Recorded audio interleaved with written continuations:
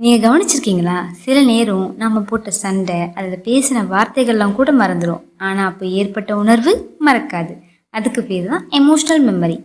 நம்ம மூளை நிகழ்வுகளை காட்டிலும் உணர்வுகளே பெரும்பாலும் ஞாபகம் வச்சுக்கோம்.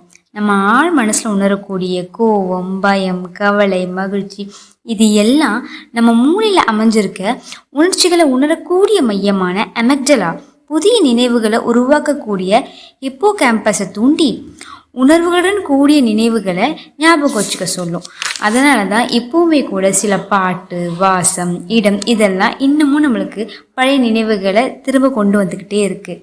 ஸோ அடுத்த முறை நம்ம பேசும்போது நம்ம எதிரில் இருக்கிறவங்க நம்ம சொன்ன வார்த்தையை கூட மறந்துடலாம், ஆனால் நம்ம அவங்களுக்கு கொடுத்த உணர்வை மறக்க மாட்டாங்க. அப்படின்றத நம்மளும் கொஞ்சம் நினைவில் வச்சுக்கிட்டு அன்போடு பேசுவோம், அழகிய நினைவுகளை சேமிப்போம்.